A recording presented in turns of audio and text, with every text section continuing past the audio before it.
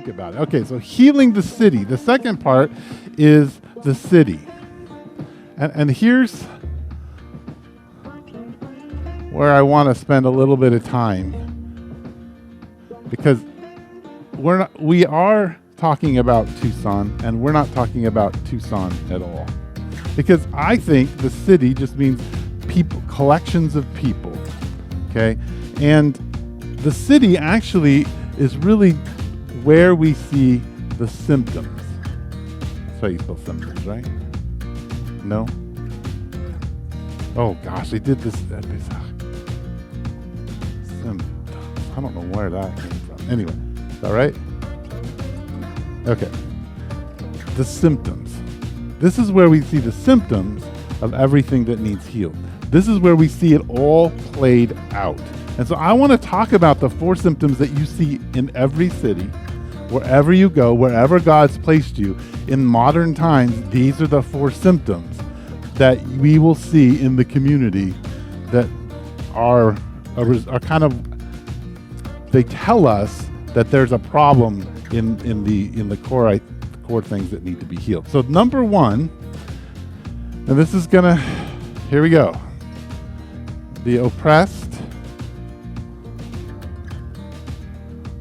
versus the oppressor. All right. This is what you're going to see. This is a symptom. There is a constant conversation about being oppressed and being the oppressor. And the oppressed and the oppressor are constantly pitted against each other.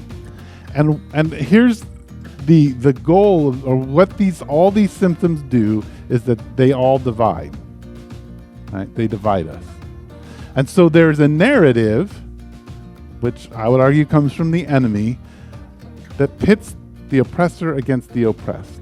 And as soon as the oppressed are no longer oppressed, they become the oppressor of somebody else. And this narrative goes round and round, and it's destructive. Now, is there truth in it? Yeah, there are oppressors and oppressed. But this is a symptom of people whose hearts are hardened and unable to see truth. When there is no forgiveness, then you have a constant loop of oppressed and oppressor. And it divides us, and it confuses us, and it's a symptom that race and sexuality and political and economic systems have gone awry. The second thing, and this is, for those of you who understand anything about Marxism, this will be here. You'll go, oh,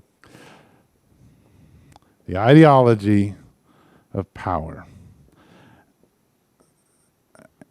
And to put that down is to put down a big, dangerous word. But I want to say that one of the symptoms that you see in the city is a conversation about power that is endless in this sense. Power becomes the only thing that's important. And who has it, and who's exercising it, and how it's being exercised. And what happens is this divides us, because power gives us some kind of benefit. And so we're always in this circle of being, of this, you're in the place of power and you need to be removed from power. Well, you're in the place of power and you need to be removed from the place. Or you're a person who is just mimicking what the power says, right? You don't even know the power you have, and that is dangerous. This is a symptom that people's hearts are hardened and dark and nobody can know them. This is a symptom that race, which is good, gender, which is good, economic and political systems in themselves are at least neutral or good, but that they have gone awry. These are symptoms. The third symptom, and all of this is for me to get you to think, the third symptom is experience over reality.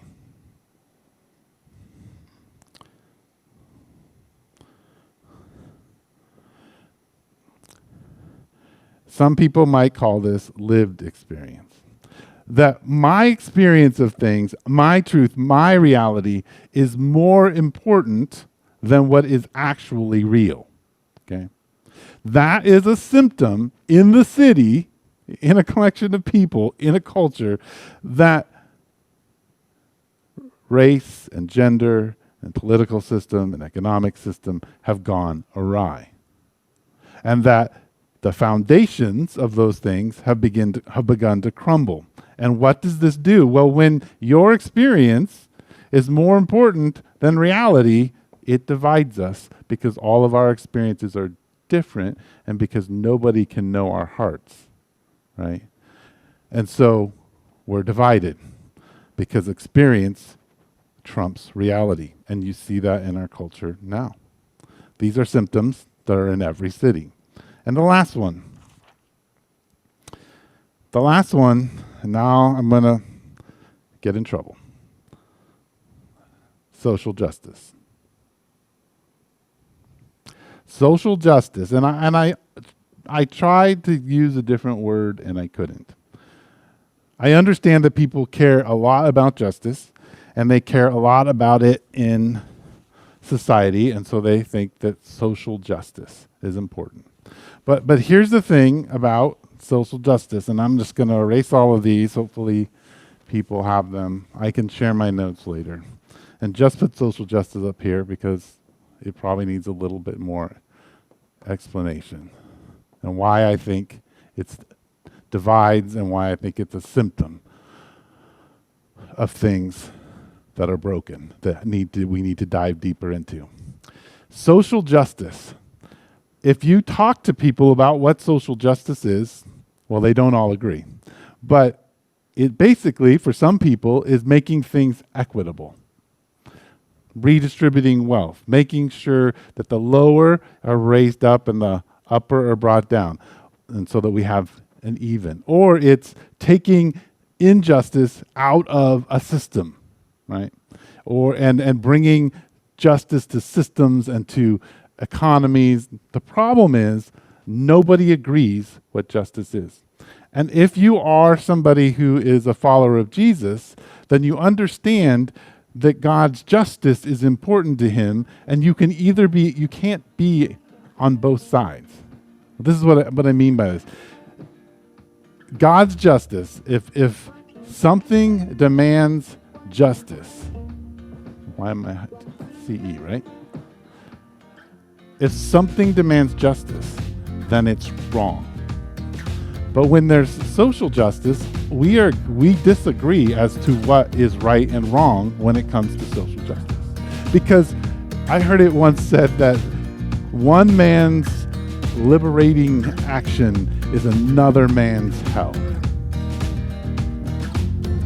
Meaning, just because I'm trying to help and so I'm going to go liberate someone does not mean that liberation is even what they wanted, right? Or is going to be helpful for them.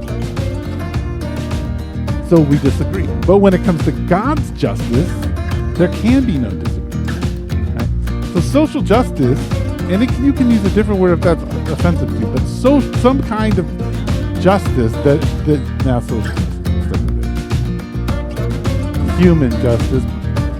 But I think it's important in our culture to think about it. But it's divisive, it divides. And anytime justice divides us, we're not in God's justice, because God's people are people of justice.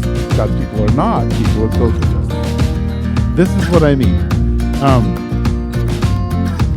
Micah 6:8 says the thing that God wants us to do is do justice, to love mercy, and to walk humbly with our God.